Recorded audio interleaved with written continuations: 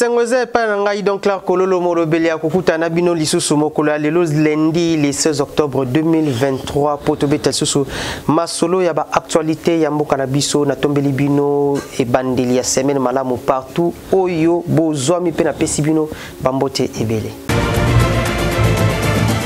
Tofunga basango na biso na o etali aveni elengesa mokolo ya lelo lundi le 16 octobre nde bafungoli yango kasi population azali toujours na ba exigence na o azosenga na gouvernement provincial pe gouvernement national toanda ba détail.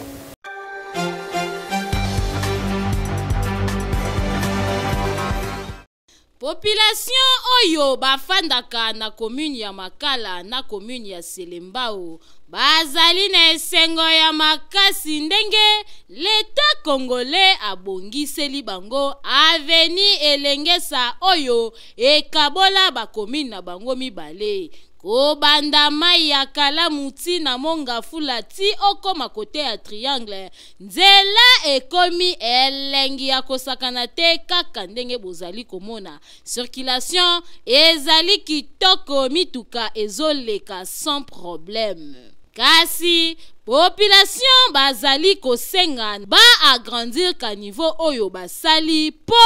mai eleka malamu po ka niveau oyo ezali muke ekosiporter charge ya mai oyo elekaka awa te nokite nzela na bango ekoya kobeba. Ça fait beaucoup des années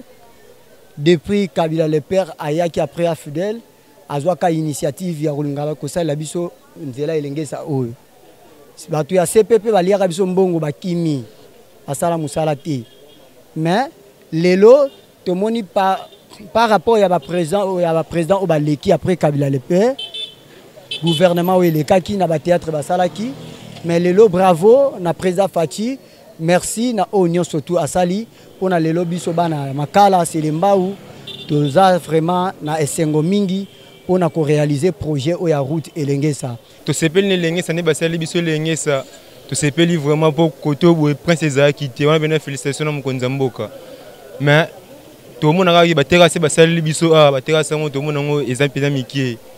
ezabena tege donc te bo terrasse et la mo munene mo mulai po maebele enokita na se bon route to yambia vraiment na sengo makasi parce que to kembia batan ba père na biso ba kemba biso mo biloko miko kemba ba père so amona ba prince au terre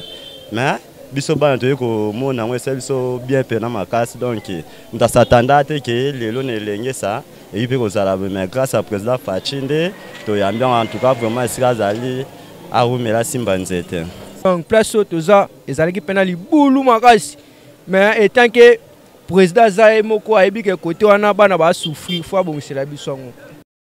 boyende ezalaka tangu population aleli bakonzi boyoki bango kasi bosuka kaka awa te po aveni elengesa oyo kote mususu ezali mabe foin na foin circulation kote kuna ezali kitoko te soki bobongisi yango ekosala eloko pe bobwaki misu na banzela ya ville province misusu oyo ezali na eta moko ya mabe population bakosepela wana kin ekozonga kin label ndenge toyebaka yango na kala po mikolo oyo kin toyebite ekoma kin compliqué na domaine nyonso boyoki.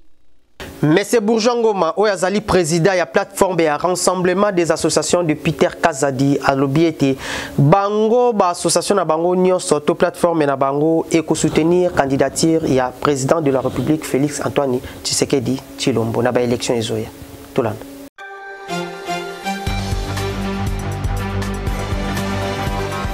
Natina kolobela sortie officielle ya rassemblement des associations ya Peter Kazadi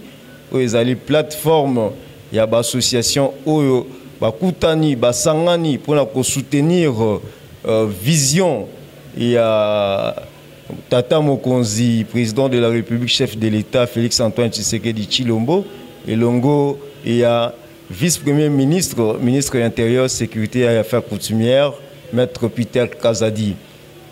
association ana ba salaki quand même lecture moko par rapport à la vie à la nation, se rendre compte que la population a un problème ébélé et si les oyo ba kozwa ba solution te na ba problème na bango. Alors que mokonzi ya mboka, mwana mboka tata mokonzi Félix Antoine Tshisekedi Tshilombo pour ça na ezali être que bolamu ya peuple et monana na miso ya motonyon surtout. Ya mwana biso to ko récolter ba doléance ya population, ba problème o ba population bazanango ba différentes couches sociales bien entendu. Comme mango et pas ya ba konzi o bazana compétence wana ko proposer bango ba piste de solution pour que bazwa ba décision oyo e ko soulager population. Toujours signaler que ezali première fois dans l'histoire de la République démocratique du Congo oyo ba structure sociale ba ko sangana autour ya personnalité ya moto oyo ko gérer sécurité ya écolo. Pambate to se rendre compte que sécurité ezali affaire de tous. Madame Diamangoy Oyazali membre ya AREP parti politique cher ya excellence Guy Luando akabola ki bilamba e pa ba mama kuna na commune ya Barumbu to anda ba détail na commentaire.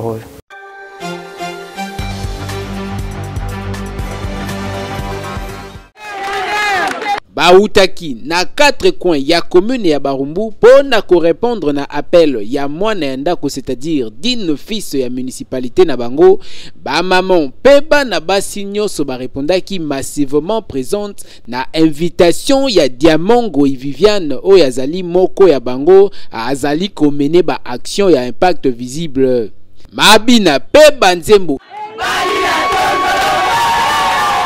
Ezalaki exhibé dimanche au 15 octobre kozwa idete na tina yako accompagner Mamango et Viviane o ezalaki particularisé na esengo makasi ndenge kaka bozali komona na bilili na tina yako yamba ye maboko akufungwa mapemo te mapembe Diamango et Viviane ayambamaki na ituluku ya bamamon ya Barumbu après kozwa parole na ye na ndenge sengeli pona ko dresser mo ya circonstance alendisaki bamamon na tina ya kotombola ba valeur pona kokomisa Barumbu na ndenge sengeli ezala. Objectif na biso ezali ya kolamusa ba valeur ya Barumbu.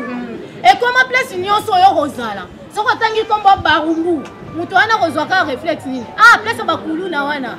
Ah, bantela bien te wana soki mbula kute bimi mutu akosa nini? Akobima te. Biso moko bana mboka to telema. Balobi ndaku o etangaka moto akoyeba ngo kaka mutu asalaka nini? Alala. Biso moko nde toyebi place o eza mozindo na komini ya Barumbu. Pe toyebi nini o ebongi kosala po komini na biso esala nini? Na tina ya kolengela ba élection en décembre 2023 Diamango et Viviane a expliqué na ba maman motuya pe maman na likambo o esengeli koyeba na o etali conseiller municipal. Ndenge to sabwe kureza totiki bakungana ndaku problème mususu pe yangwana conseiller communal nde akokende kolobela komema wa doléance na biso totali pona Barumbu ekoma na courant moko permanent ezosenga bitia combien to voter yango na niveau kuna tango bongo ezobima biso pe toye ko répondre na ba besoin ya commune na biso ba conseiller communal nde bango wana nde bako voter pe bourgmestre. Après masolo o yazwaki na ba maman o bazali bakokani na ye ezalaki tour ya kopesa na ba maman ndenge kaka azalaka motema boboto pe malamu aremetaki na ba maman ba bassin pe biloko ebele ndimela ngai oyo ba répondaki présent na tina ko encourager bango na entrepreneuriat po na kokolisa mabota bonde ezalaka Mamango et Viviane Diamant azali penza pierre précieuse ya commune ya Barumbu. Kolona nzete et surtout pour lutter contre le réchauffement climatique où ils ont retrouvé Samokil Mobimba yango wana na ville province ya Kinshasa totel la ki makambo ya kolona nzete surtout importance nango pe mabe où ezali tango tokata nzete to anda ba détail na commentaire.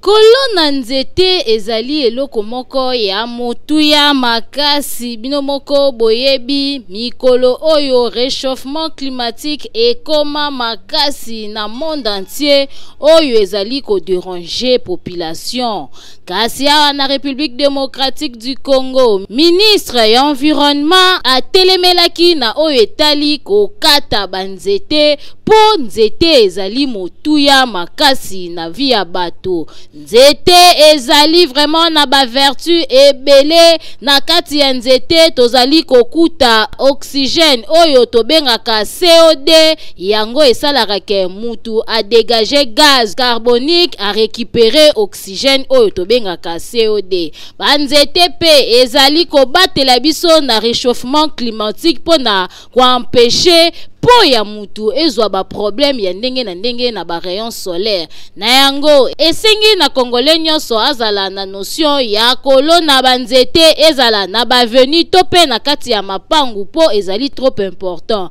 Awa ko ba moi ya makasi ekomi mikolo oyo na Kinshasa ozotoka lokola tozali kosala test ya lifelo ba congolais bakomi konyokwa manzoka nde soki banzete ezali ebele ba moi oyo makasi et quoi empêcher que ba rayon solaire et détruire ba po na biso po mikolo oyo constat pe sali à cause ya ba rayon solaire ya makasi zali ko attaquer batu bazali kozwa ba problème mingi ya ba cancer de peau pe ba maladie misusu na yango kinwa nyonso yeba kenzete ezali motuya soki omesana ko kata nzete tika makambu ya kokata banzete batela nzete po nzete ezali ko protéger na makambu ebele boyoki. Toke kuna na commune ya Kinshasa avenue Wangata ezali ya kobeba makasi toyebite pona nini tilelo misala ekatana pe avenue yango du jour au jour ezali kokoma mabe.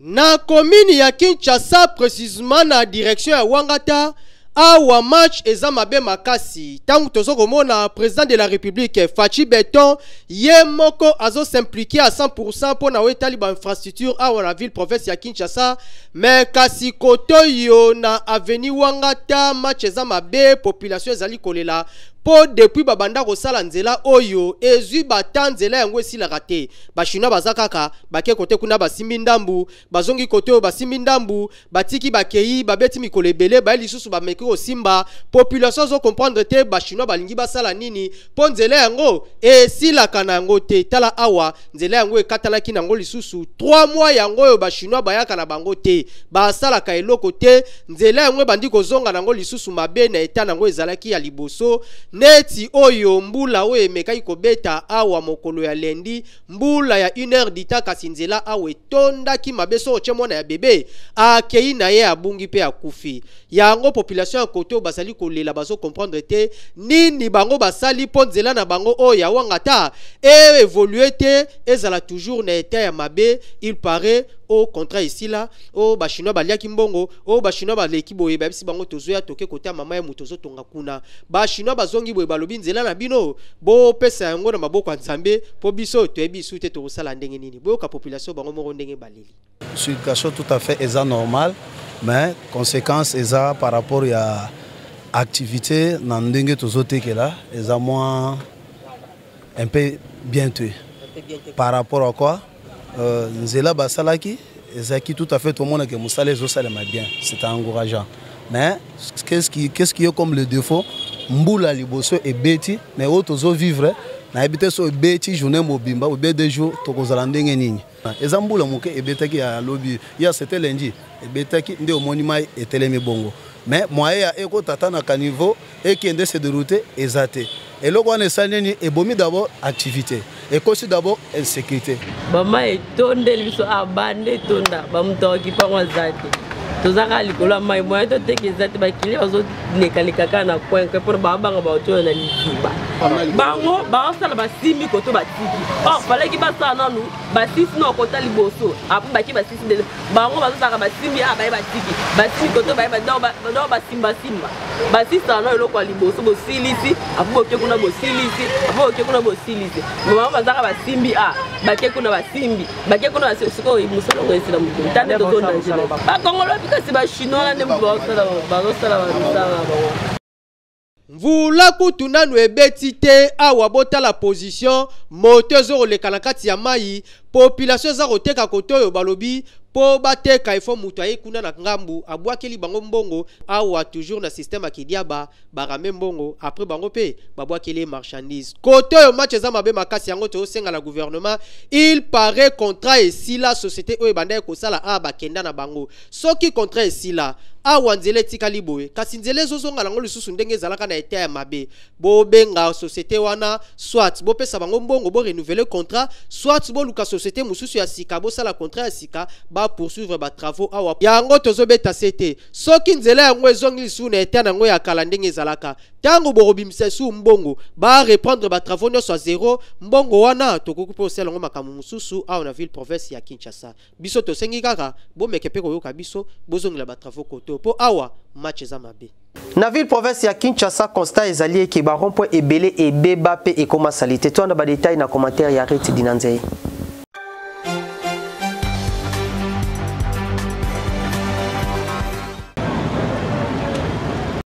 Likambo kokamwa na Kinshasa esika babengi rond-point o ezalaki bongo lokola site touristique ya bakinois ekomi nango référence ya bosoto tala lokola awa na rond-point yolo médical yebela po solo moko ezobima awa tala neti boy ngomba munene ya matiti salte moko etondani awa bamisusu kutu baokanisa ngo lokola kiti ya kovanda tala ya yoyo atamboli aye alobi likambo luka kutu kiti ezate avandi na elikola matiti yena bosoto fara elobela etelo rotin bongo mususu kuna tikite bien lufila lukamba setula ndenge bakinois baloba abeti na motul na na makolokasi azolokota awa toebite ekomi fond de commerce tonini ye mutaebi me bato bazoleka yokande babeleli FM télévision ya liboso nanu na remercier FM po ela chaîne na biso otolanda tango nyonso FM TV elona yoloba awa dali tala fulu fulu oyo bayako tikaka fulu awa bawa mesali kobuka bandaka bato me fulu oyo bali kolongola te solo salite za awa makasi atuka nga mpe na osepela te nga vai na lemba me aza médical atona amompaya me tala namona fulu oyo esanga malamu te na sima na yango boyeba ete place oyo ezalaki place ya lokumu rond-point yolo médical oyo ekaboli quartier yolo kauka pe mombele eyebanaka esika ya lokumu bana yolo bango moko bayebi pe bana mombele na bana kauka me lelo ekomi esika ya soni mpona kotelema kutu awa soko oza makasi te obeli yoka bango monde balobi yango za président place bato tozovanda seke bamalaria batifoide ezokoze place bato baza tellement toza na capitale mais tozo bete soki toza place nini salite boye tokolia ndenge nini yango tozo kufa propriété za te kini bopeto pe ezomona biloko bazolongola basalite oyo te toyebi te soki mokonzi mboka azomona ndenge nini ndenge mboka oyo ezokende esika oyo esengeli bakonzi batalango na lombango pona kolongola bosoto pe lokumu oyo ezalaki kopesa place oyo misu ezokoka su komona te botala bino moko lokola Mont Kilimanjaro ya matiti ebandi awa toyebi te soki ekosuka wapi baburgmestre ya bino tobeleli yango wana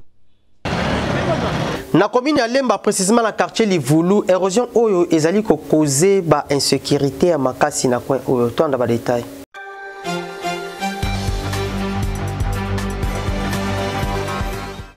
Na quartier Livulu, plus précisément na commune ya Lemba, population bazali konyo kwa makasi na érosion oyo ya munene ezali konyo kola bango bino moko botala érosion oyo modeli esali elakisi ke eumeli tango mulai yango ekomi ko déranger population na oyo etali insécurité ya kosakana te awa soki ekomi kaka 19h to pe 18h yebela déjà nzela ya ndaku soki bokoleka na mituka bomatisa deja ba glace na bino po insécurité o ezalaka awa ezalaka pasi mingi bakuluna babata makande na érosion oyo tangu bamoni bato babandi koleka babini babandi kokata kobotola bato biloko bino moko boyoka ndenge population elobaki na micro ya Mag FM bakima kuna ngambu na libenge wana si bakoya basali babundi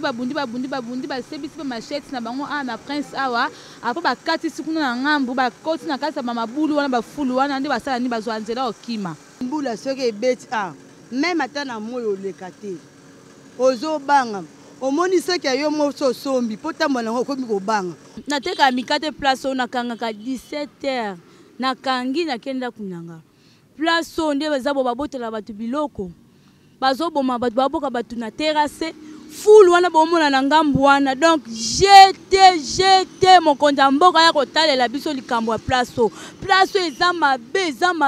mabe ya kosakana te bakuluna babimelaka na sekuna mokonzi ya kotela biso likambo oyo atsa bampule awa eza mulili ya kosakana te à partir ya 21h babokeli biso mutu awa bazwi moto na ye bademaraka nango bake nango bakuluna wana bauta na ngambo ya libengi oyo ya malolo awa na sie awa so tokomi 20h événement ekomi kosalama tokomaka na insécurité ya otambo. En tout cas, ba autorité boyoki ndenge population eleli boyeba kotiela bango nanu éclairage public awa po mulili pe o ezalaka awa yango esalaka keben civique babatama soki botie lumière bakokoma un peu soulager boyeba pe ko renforcer sécurité kotiela bango ba policier bayeba kosala patrouille po bayeba kokanga ben civique nyonso oyo bayaka ko déranger bango awa boyoki. Constat ezali que na ville province ya Kinshasa ba avenue ebele ezanango lisusu na ba caniveau te et surtout en voler bandi to ebite soki ba kosuka wapi.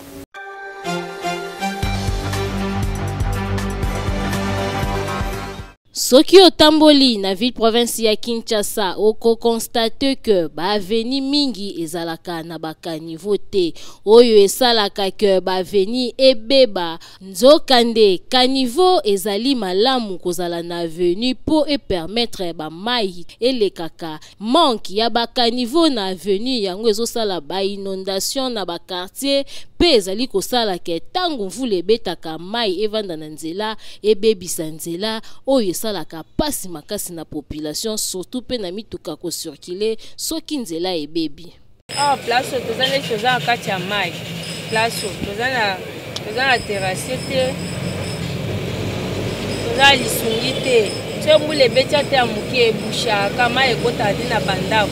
Moye to bimata na ndako boizela ta venezela très salité makasi. Pa soki mbule beti biso tu awa to dindaka awa ozomona tu oyo ba mai sur mai. Donc ba caniveau ezala dia boucher ndia bato contrôler bazala te. Bato tu milangi tu mona motu ka melele ko boika awa. Ata mutu aleka sika tu ameli mo mai na ye aboka awa. Biso to senga ka ba konza mboko so bakanisi biso pona bakanalo etondaka etondi da ekomi c'est pas des yango mai ekotaka na bandako. Moye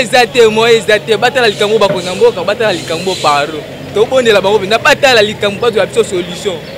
Toko interpeller kaka autorité ya ville province ya Kinshasa batonga ba caniveau na ba avenue oyo caniveau ezali te pe ba avenue oyo caniveau ezali bouché bayeba ko curer yango pour permettre mai ya mvula et circuler kitoko to pe ba mai ya mapangu ezala na esika ya koleka po modèle ba avenue ezobeba ezali suite ya manque ya ba caniveau pe ba caniveau oyo ezali bouché boyebela. Ozali na bokono ezali kotungisa ozo ebate kozwa ba soins appropriés wapi kimambango kuna na centre hospitalier Dominique Leker kuna ba matériel ya qualité pe ba personnel ya qualité aussi tonda ba détail na commentaire oyo.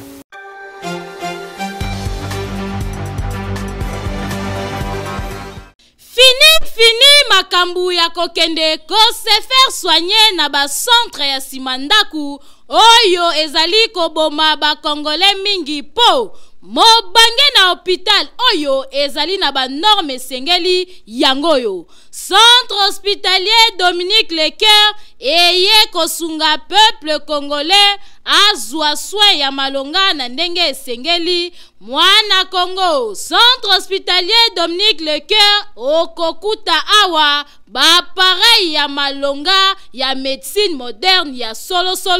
oyo ezali ko détecter maladie nyonso ebombani na nzoto ata ebombani na songe suki grâce ya ba appareil oyo maladie wana ekozala détecter. Awa bazali na laboratoire ya malonga kaka pona kosunga peuple congolais esengeli boyeba ke ba médecin oyo bazali ko traiter pe awa bazali ba médecin oyo batanga médecine na libanda ya mboka kasi baye ko pratique yango awa na République démocratique du Congo pona kosunga bandeko na bango bazwa soin ya malonga na ndenge esengeli na oyo etali prise en charge bomi tungisama te kokende libanda ya mboka na centre hospitalier Dominique Lecoeur prise en charge ezali assurée et sengeli koyeba lisusu que centre hospitalier Dominique Lecoeur ezali na ba service locaux là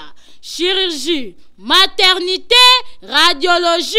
kinésithérapie, échographie, endoscopie. Nyonso wana kaka po basunga peuple congolais ba patient na bango bazala bien traité. Na oyo etali cas d'urgence soki obeli na ndaku ozali na possibilité ya kokoma hôpital benga kaka ba numéro oyo po awa ba ambulance ezali bakoya kozwa yo tina ndaku pe babandi ko traité yo na kati ya mutuka tibo kokoma na hôpital makambo boye okomona ngo bipai nini soki na centre hospitalier Dominique Lecoeur te otuningai centre hospitalier Dominique Lecoeur ezwami wapi boki mambangu na quartier Joli Park avenue Ring numéro 4 plus précisément na commune ya Ngaliema bokende na bino bikenda kenda te na ba hôpital ya Simanda kupo la santé n'a pas de prix boyoki Studio Liloba kuna la limité pour na ba enregistrement na bino balanga nzembo bo lisusu te na besoin ya kokende kosala ba enregistrement na bino to ba cover na bino na mikili ya poto po Studio Liloba nyonso o ezalaka na poto eza déjà awa na Kinshasa to anda ba détail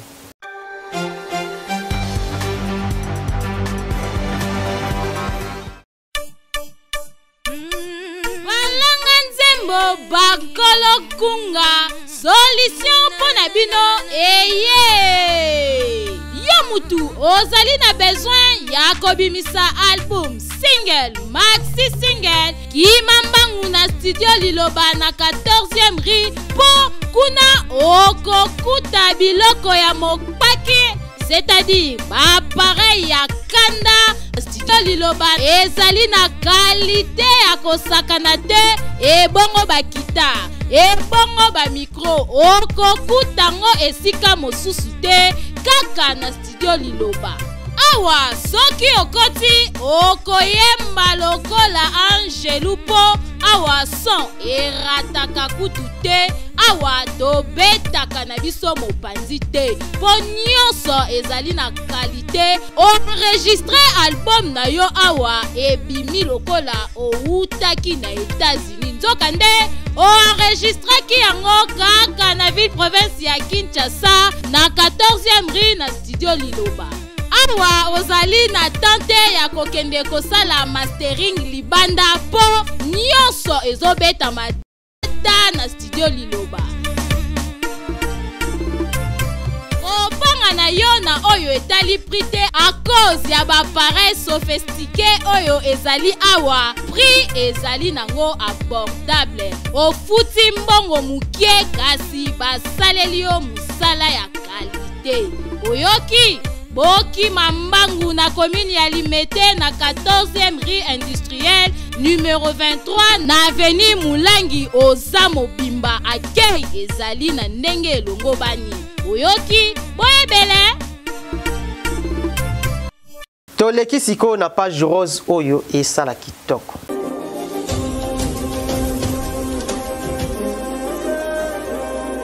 Joyeux anniversaire à notre papa Christian Bokako Balobi. Joyeux anniversaire à toi notre papa Christian Bokako Balobi. Lelo nezali lelo mokono na yo lelo mokono botamaka Balobi bana mama batunyo so barozala wana bazo popolo parce que lelo ozonginde bébé notre papa Christian Bokako. Joyeux anniversaire à toi Butukulu ya Mbote mokolo ya lelo le 16 octobre 2023 ezali mokolo moko spécial pona yo po lelo nde mokolo omonaka moi lelo nde mokolo nzambe abengaka wana mokili notre papa Christian Bokako de la part de Joseph Majondo. Joyeux anniversaire à toi aussi, presque si à Mwanza, moi si kitoko balobi lelo mokolo ya mbotama na yope. Ba joyeux anniversaire à toi, biso to tombelio Mag FM to tombelio ba joyeux anniversaire na yo presque si à Mwanza balobi. Ozongi bébé lelo ozali na berceau batio poudre balatisi yo Pampex presque si à Mwanza lelo ezali mokolo na yo presque si à Mwanza buka mela lia nyonso balobi bakofuta presque si à Mwanza. Joyeux anniversaire à toi Butokolu ya mbote mbotama elambo. Et joyeux anniversaire à toi aussi Gédéon Mafuka de la part de notre caméraman Taraka ndenge zala kaka balobi lelo ozongi mwana muke lelo ozali bébé. Donc Enoch Mafuka alobi lekine walindaka mingi. Gédéon Mafuka, joyeux anniversaire à toi. Lelo ezali mokolo ya lelo pona yo. Enoch alobi bandara déjà kobuka, bandara déjà komela panza partout kolinga kende komelo komela zwa ngulu ya kapela kende zwa masanga mela melisa pe batu parce que lelo ye azoya azali makasi pona yo lekine ya lingaka mingi. Gédéon Mafuka ba joyeux anniversaire à toi Butokolo ya mbote mbotama elamu. Joyeux anniversaire Gédéon Mafuka. Tokomi na suka ya édition na biso ya mokolo ya lelo le 5 octobre 2023 oyo ngai donc Claire Kololo na présenta kibino yango esengo ezali pa na ngai ya koyebisa bino ki to démarrer siko semaine na biso semaine nyonso rozala malamu pona bino nyonso bolandaki nga na bandako na bino pe biso oyo to présenter bino édition ya mokolo ya lelo pe batu nyonso basali na ngai pona ko présenter bino édition ya mokolo ya lelo to tombeli bino semaine ebandeli nango ya malamu. To pesa merci na bato nyonso ba travailler na biso ba héros dans l'ombre oyo ba sali ke bozonga kitoko na bandako na bino to bandi na Enoch Mafuka oyo azali na sima ya caméra to ye na montage salamaki na papa na biso Francis Peta oyo to bengaka le père hein? Après to yaki lisusu kuna na régie finale ezalaki na maboko ya notre directeur Gielor Mouya le DT ngai donc Claire Kololo nazalaki pe na plaisir à koyebisa bino ke ebande la semaine malamu nazalaki na plaisir ya kotelema liboso na bino pour représenter bino Mag FM ya mokolo ya lelo. Topesa merci aussi na notre papa maître Billy Malouwa Cléophas oyo azali kolala te azo travailler arrache-pied po na FM et kende toujours liboso. Le bezali mardi na ozala wana mercredi ti semaine oyo erosila ngana bino tokuta ndobi na Kenya.